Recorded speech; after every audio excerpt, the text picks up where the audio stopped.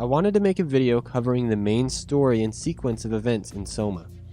It can be confusing, and by the time you finish the game, some things might not be clear. Hopefully this video will give you a better understanding of the game. I won't go over everything, but I will hit the main points of interest.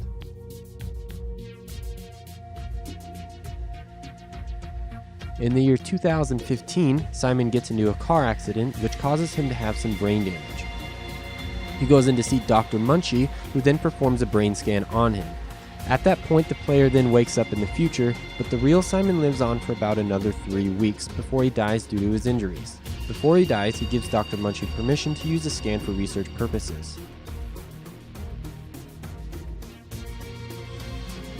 Now moving ahead to the year 2102, Pathos-II exists as a deep-sea research facility and houses the Omega space gun used to launch things into space. There are 5 sites on the plateau, which are Upsilon, Lambda, Delta, Theta, and Omicron. Down in the abyss, which is 5 kilometers deeper in the ocean than the plateau, are Tau, Phi, and Alpha. Ross and 2 other members at Pathos-II secretly work for a company called Carthage. They developed the computer AI WoW and have it running the Pathos-II facility. All the members of Pathos-II are aware of WoW, but what they don't know is that 3 people work for Carthage, and they are conducting secret unknown experiments with WoW, nor do they know of Alpha, where the WoW is located.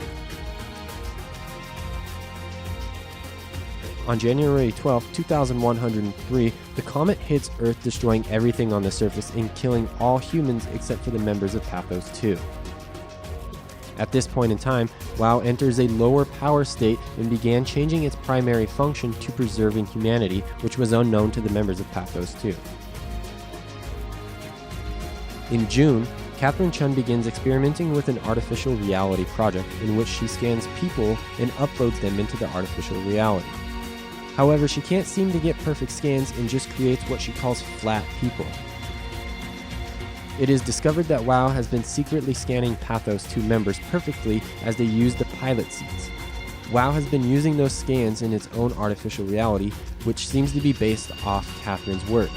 Catherine then copies WoW's perfect scanning method and creates the ARC project, a virtual reality paradise for uploaded scans of Pathos-II members, which will be sent into space with the Omega space gun.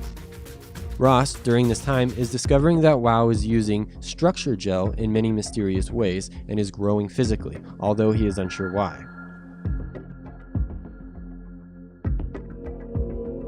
On September 13th, all members of the Abyss were to evacuate to Omicron. However, some are killed by WoW-infected creatures, which causes Omicron to believe everyone in the Abyss has died. Contact is soon cut off between Tau and Omicron.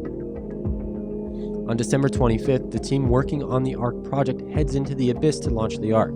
They discover there are still members alive down there, including Ross. Ross then takes the climber back up to Omicron to alert the other 2 Carthage members about WoW. However, he dies on the way there. Members of Omicron discover Ross's dead body on the climber and put it in the glass observation room for studying. For the next couple months, everyone at Pathos-II dies, and the ARC never launches. WoW has continued working on its plan to preserve humanity. In doing so, on May 9th, 2104, WoW loads the scan of Simon from Dr. Munchie's office into the body of a dead Pathos-II member. This is the point the players begin to play right after the scan in Dr. Munchie's office. Simon finds a scan of Catherine loaded onto a robot and learns about the ARC and that it never launched. Simon begins traveling to the Abyss, but needs a high-pressure suit in order to go down there. While gathering the required pieces, he encounters Ross, which tells him he needs to destroy the WoW at Alpha. Simon finds some structure gel that has been loaded with a virus and uses it in the high-pressure suit. Catherine scans Simon into the new Cortex chip in the high-pressure suit, and Simon learns that scans aren't transferred, but copied.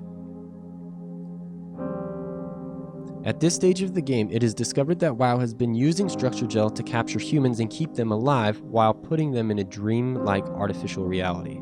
WoW was also using machines and robots loaded with human scans. It believes this is the only way to preserve humanity. While experimenting, it created the various monsters Simon encounters, and the first successful test is believed to be Simon.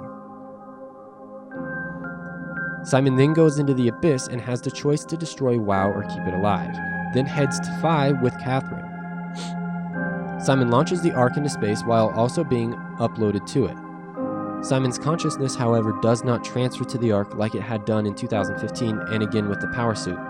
He realizes there is only a copy of him on the Ark, at which point Catherine's scan shorts out and Simon is left alone at 5. I hope this helps clear up the main story behind SOMA. There's a lot more to learn and uncover about the history, which I will be covering more in depth in another video. Thanks for watching.